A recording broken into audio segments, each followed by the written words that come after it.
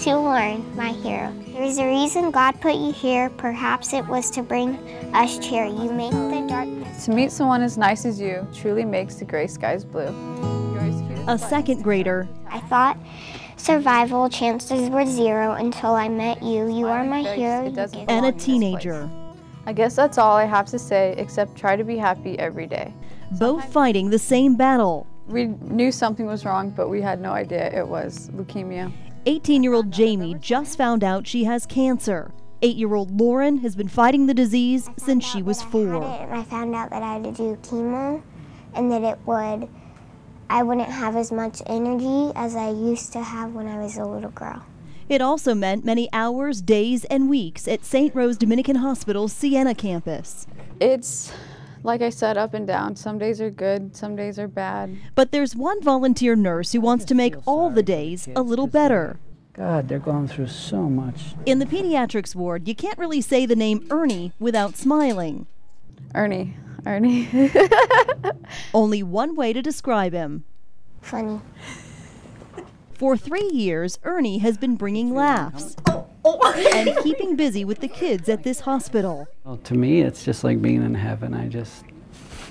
Gosh, this is wonderful.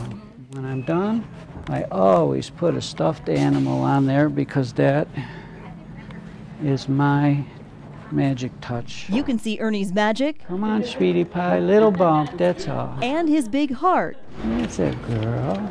Also in a form of art. Answer me, Lord, I'm asking you in prayer. I need your healing power for someone that I care. This isn't prose you can find at a store. These poems are inspired by some special kids on the pediatrics floor. Things happen to us, we'll never know why, but I chose to laugh instead of just cry. Ernie's poetry all started with a prayer for a baby with an unknown disease. He wrote it down, made it rhyme, and it became the first poem in this binder, a binder that's now full of hundreds of Ernie originals. My heart goes out to him, and I just have to say or put down what's in my heart. And it's easier to put down than it is to say it. It means a lot for these kids to have words dedicated just to them. It cheered me up. I walk in my room and I could see my dresser, I read it. It was really nice. It was really nice, and I've read it like 100 times. Ernie doesn't just write about kids like Lauren and Jamie. He also tries to make light of some tough situations. I used to say bald people were dumb because you can't grow grass on a rock. Then I started chemo and was in for a shock. The clumps of hair I found in my bed were sure enough coming out of my head. Ernie has his hair now, but that wasn't always the case. You see, Ernie is intimately familiar with the battle Lauren and Jamie are facing.